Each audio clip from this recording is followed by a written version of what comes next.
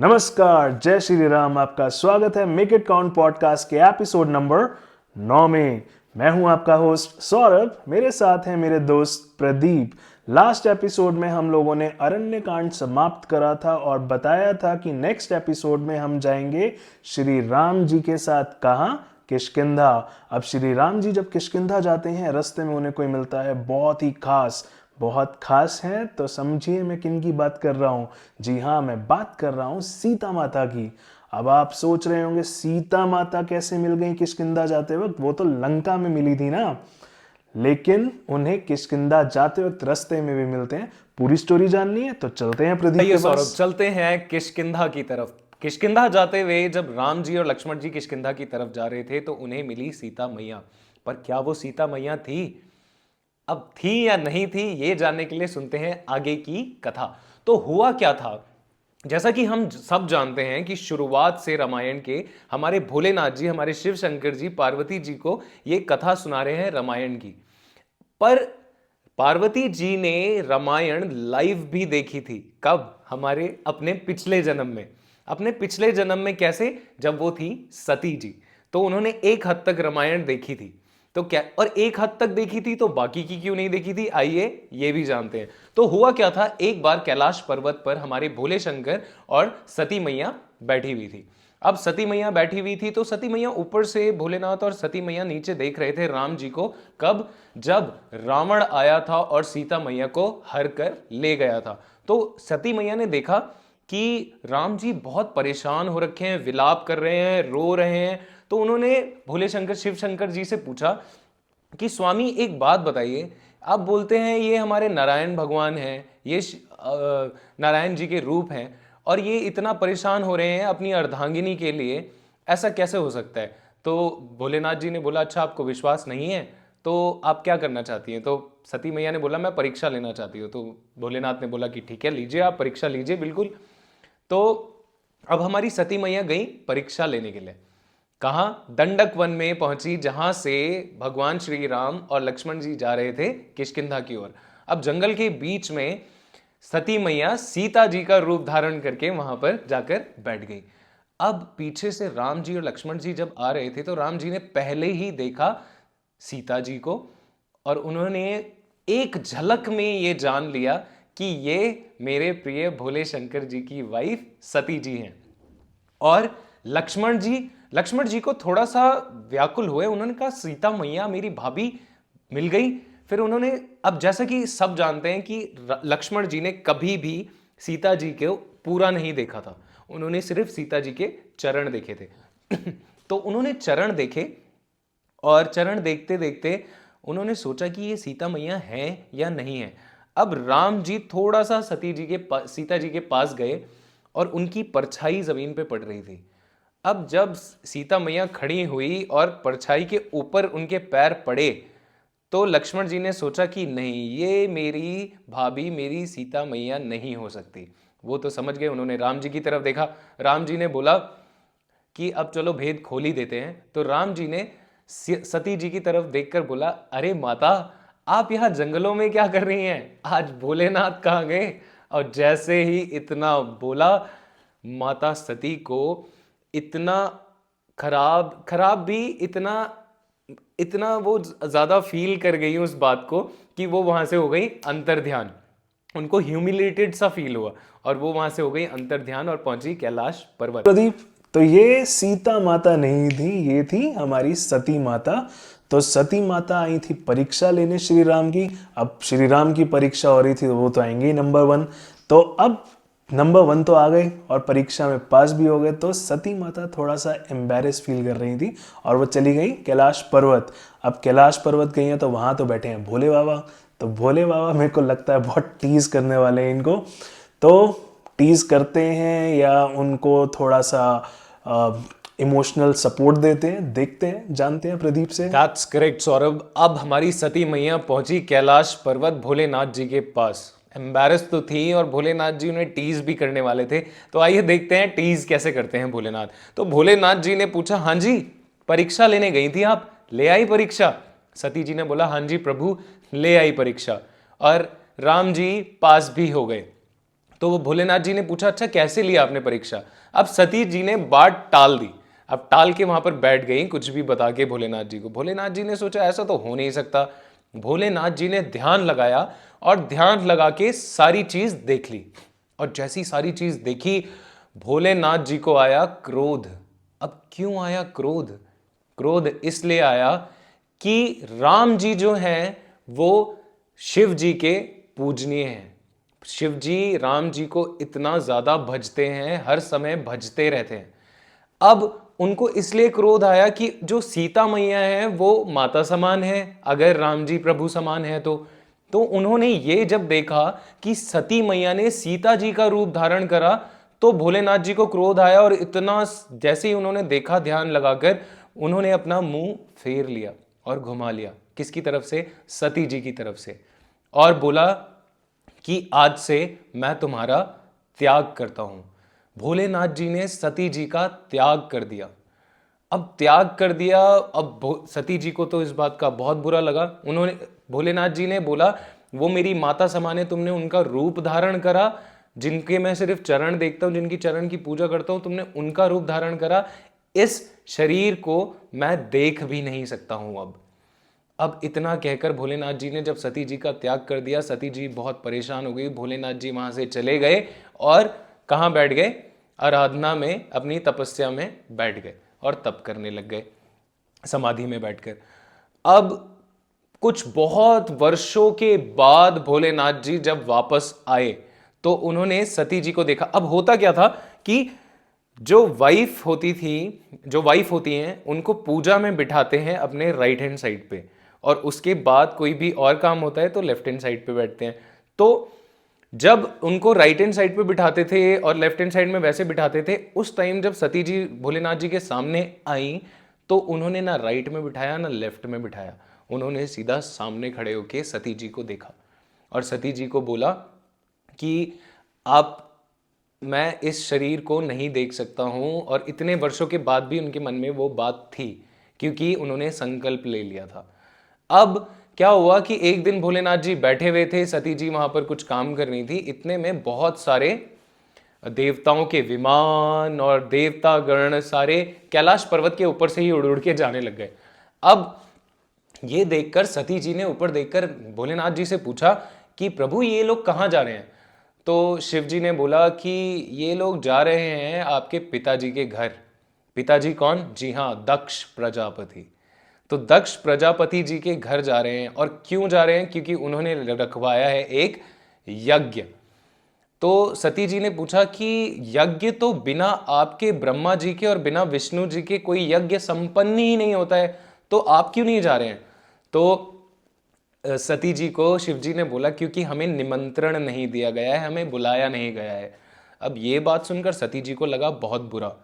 ये बात सत्य है, हम लोग सब जानते हैं कि शिव जी, विष्णु जी और ब्रह्मा जी के बिना कोई यज्ञ नहीं हो सकता है। अब दक्ष जी ने शिव जी को बुलाया क्यों नहीं था सौरभ? इसके पीछे भी एक स्टोरी है। आगे जाने से पहले जान लेते हैं सती माता के पिता दक्ष प्रजापति के बारे में।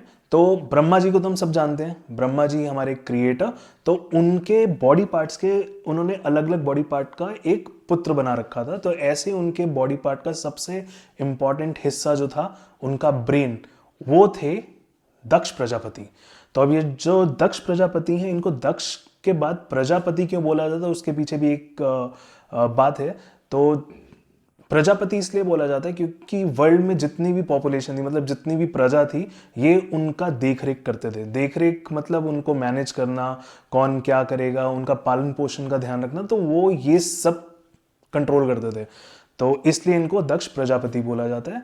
और ये ब्रेन थे, वैसे तो ब्रह्मा जी तो बहुत शांत रहने वाले थे, लेकिन उनके ब्रेन में कभी कभार गुस्सा भी आता था। तो इस गुस्से का शिकार बने थे नारद मुनि जी एक बार। तो दक्ष प्रजापति ने नारद जी को श्राप दे दिया था। अब श्राप क्या दिया था? आप लोग सोचते ही होंगे कि ये जो नारद मुनि जी हैं, ये कहीं पे भी ज्यादा समय तक रुकते क्यों नहीं है? यही श्राप था।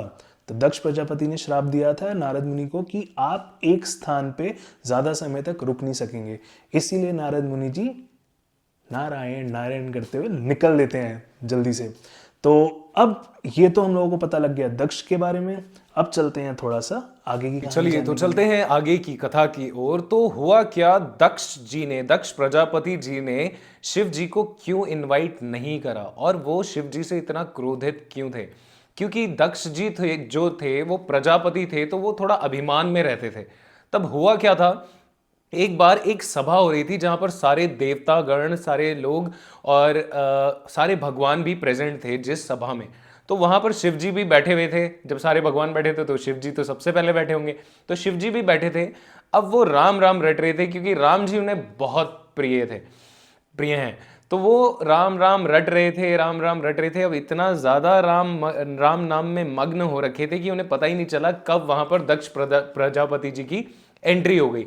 अब जब एंट्री हुई तो दक्ष प्रजापति जी ने देखा कि सारे देवता भगवान सब उनका आदर कर रहे हैं, पर एक शिव जी हैं जो उनकी तरफ देख भी नहीं रहे हैं। तो उनको आया क्रोध, उनको इतना गुस्सा आ गया कि वो वहां से चले गए। अब जब वो वहां से चले गए तो वो अब हमेशा के लिए शिव जी से क्रोधित रहते थे। तो उन्होंने क्या करा, अपने घर पे जब यज्ञ रखवाया तो सारे देवताओं को इनवाइट करा, बट शिव जी को इनवाइट नहीं करा। अब जब शिव जी को इनवाइट नहीं करा तो अब देवतागण भी इतने अच्छे हैं कि ये नहीं कि कहीं और से डाइवर्ट होके चले जाएं, कोई और रूट ले लें जाने के लिए दक्ष प्रजापति के यहाँ। सारे के सारे कैलाश पर्वत के ऊपर से उड़ के जाने लग गए शिव जी को देखते देखते। अब शिव जी से जब सती जी ने पूछा कि ये लोग कहाँ जा रहे हैं, शिव जी ने सारी बात बताई कि ऐसा ऐसा हुआ है। सती जी ने पूछा आप क्यों नहीं जा रहे हो, तो शिव जी ने बोला कि भाई हमें निमंत्रण नहीं है, हमें इन्विटेशन नहीं दिया गया है। तो सती जी ने पूछा इनविटेशन क्यों नहीं दिया गया है, तो उन्होंने सारी बात बताई कि इसलिए इनविटेशन नहीं दिया है, एक बार ऐसा ऐसा हो गया था।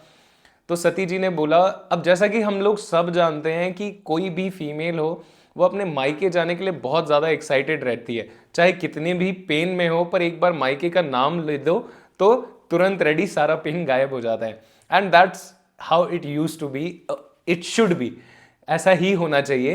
क्योंकि एक एक्साइटमेंट होती है घर वालों से मिलने के लिए, और वही एक्साइटमेंट थी हमारी सती जी के अंदर भी। अब जैसे ही वो एक्साइटेड हुई ये जानकर कि उनके पिता ने इतना बड़ा फंक्शन रखवाया है घर में, तो उनका भी मन करा जाने का। तो उन्होंने शिव जी से परमिशन लेनी स्टार्ट करी, भोलेनाथ जी को मनाना शुरू करा। अब भोलेनाथ जी को मनाते मनाते शिव जी ने बहुत तरह से समझाने की कोशिश करी, पर सती जी नहीं मानी। तो शिव जी ने क्या करा, अपने 2 गणों को सती जी के साथ भेजा। कहां भेजा, जाओ सती जी के साथ जाओ दक्ष प्रजापति के यहाँ। अब इनविटेशन तो था नहीं भाई, सती जी वहां पर पहुंच गई। अब जब वहां पर पहुंची तो जैसे कि वो एक्साइटेड थी कि सब उनसे मिलने आएंगे पहले की तरह, बट कोई मिलने नहीं आया। वहां पर सब खाली, किसी को कोई उनसे जब मिलने के लिए नहीं आया तो सिर्फ एक आया। कौन आया, उनकी माता। अब सबको पता है माँ से अपने बच्चे से मिले बिना नहीं रहा जाता, तो उनकी माता वहां पर पहुंची। अब जब माता ने उनको गले से लगाया तो गले से लगाने के बाद उनकी माता वहां पर खड़ी हुई, हमारी सती जी भी वहां पर खड़ी हुई। तो उनकी बहनें आई वहां पर। अब बहनें आई तो बहनों ने उनको देख के हंसना शुरू करा। अब एक होता है हंसना, एक होता है बहुत जोर से हंसना। तो सती जी को लगा कि यहाँ पर मजाक उड़ाया जा रहा है। और जब उन्होंने वहां पर देखा जहां पर यज्ञ हो रहा था, जहां पर सारे देवताओं के लिए स्थान लगाया गया था, वहां शिव जी का स्थान नहीं लगाया गया था।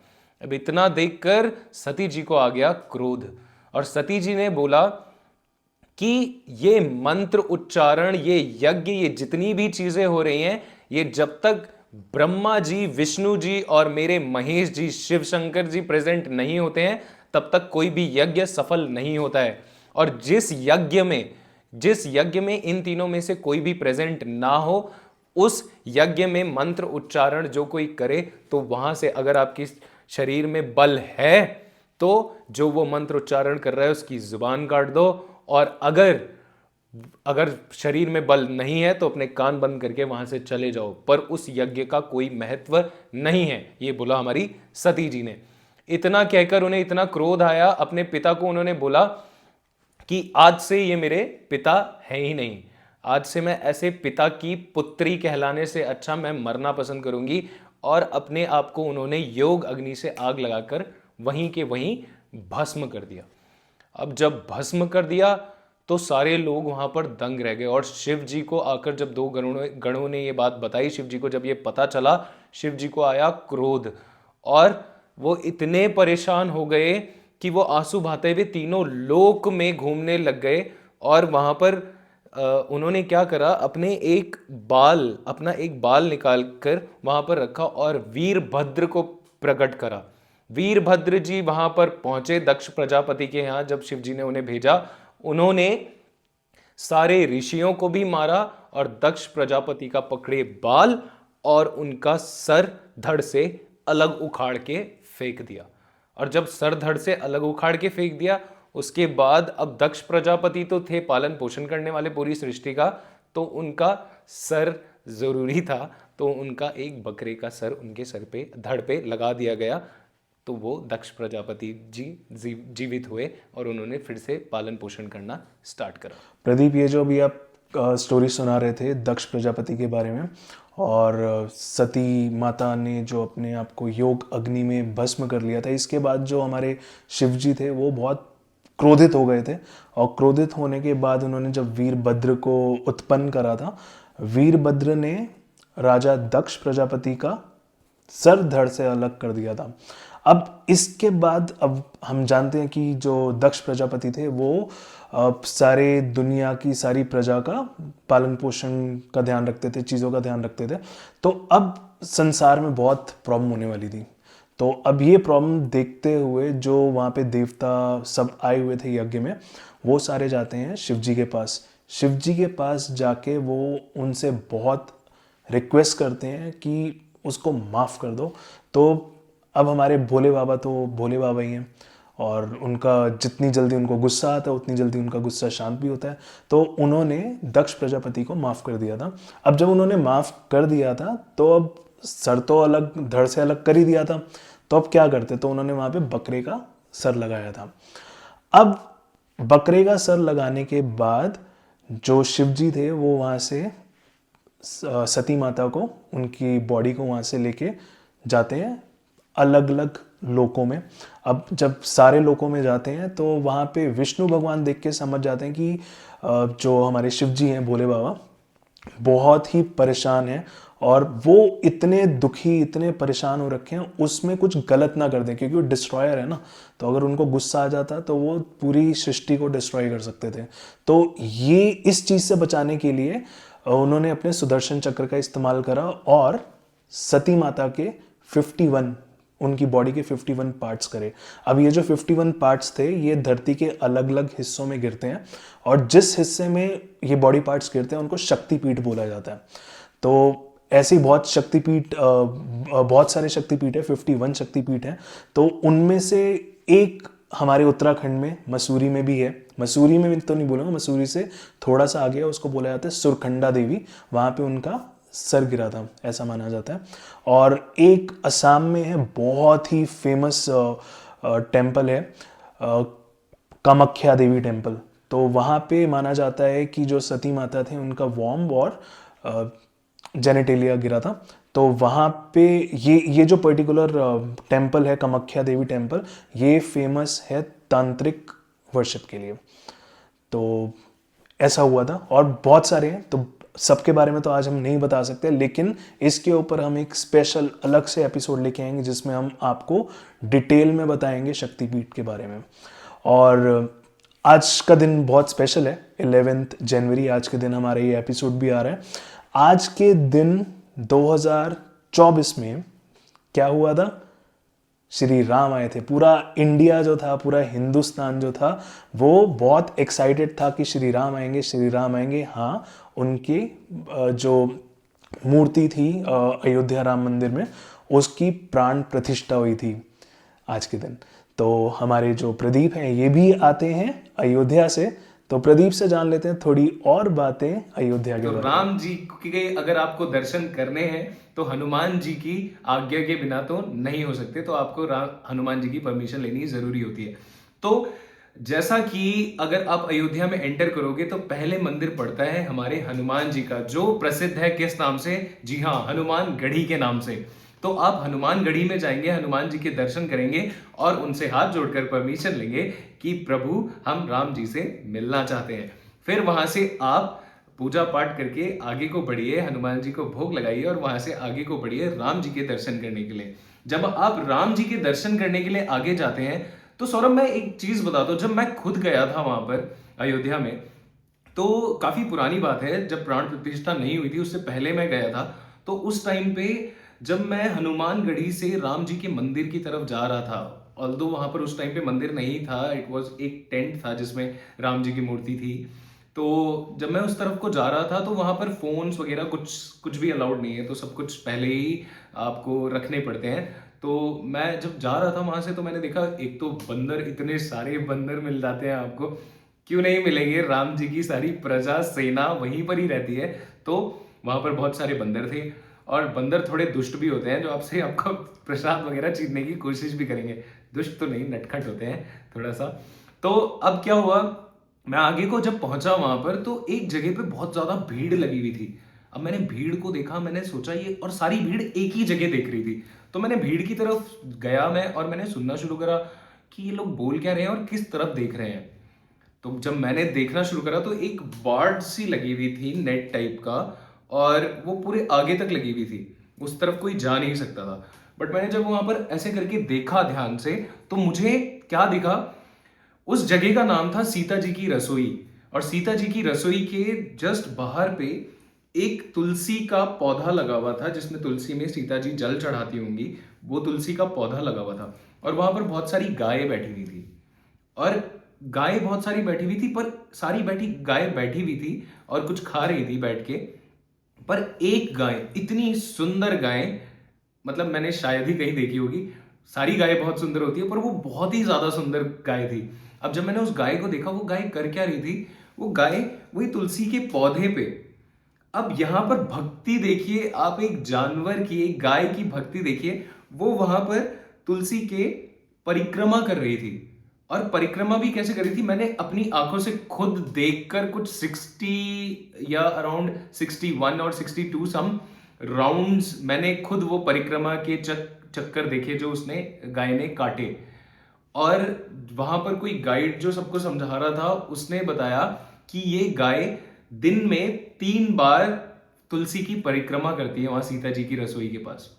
और परिक्रमा भी करती है, 108 चक्कर मारती है वो सुबह, भोर भोर जब सूर्योदय होने के टाइम पे 108 परिक्रमा वहां तब मारती है, 108 परिक्रमा मारती है दोपहर के टाइम पे, और 108 परिक्रमा शाम के टाइम पे, पूजा पाठ के टाइम पे। तो वो गाय में इतनी भक्ति है। फिर वो देखकर तो आपको मैं बता रहा हूँ कि गूज बम्स खड़े हुए थे मेरे, मैं इतना ज्यादा इमोशनल हो गया था कि हम ह्यूमंस इतनी भक्ति नहीं करते हैं, बट उस गाय के अंदर कितनी भक्ति है। तो बोला जाता है ना कि कलयुग केवल नाम अधारा, और सुमिर सुमिर सब उतरे ही पारा। तो ऐसा नहीं है कि कलयुग में भक्ति नहीं हो सकती, जब वो गाय इतनी भक्ति कर सकती है तो हम भी भक्ति कर सकते हैं। तो अब मैं वहां से आगे बढ़ा, कहाँ की तरफ, मंदिर की तरफ। और जब मैंने वहां पर बहुत सारे गार्ड्स भी रहते थे, फिर मैंने वहां पर जो हमारे श्री राम जी की और पूरा राम दरबार की वहां पर मूर्ति थी, उनके दर्शन करके मैं वहां से वापस आया। बट जो मूर्ति जो अब बनी है, मैं उसको देखने के लिए बहुत ज्यादा एक्साइटेड हूं। मैं जाऊंगा और मैं देख कर आऊंगा।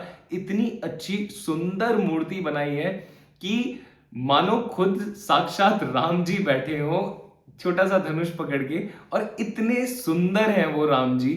उनकी आंखों को आप ध्यान से देखोगे, ऐसा लगता है कि आपकी तरफ ही देख रहे हैं। तो लिटरली आई एम, मुझे तो बहुत ज्यादा एक्साइटमेंट है अयोध्या जाने की, और मैं कुछ ही टाइम में जाऊंगा अयोध्या। और जब मैं जाऊंगा तो आई प्रॉमिस कि मैं आप लोगों को जरूर दिखाऊंगा कि अयोध्या कैसी लग रही है।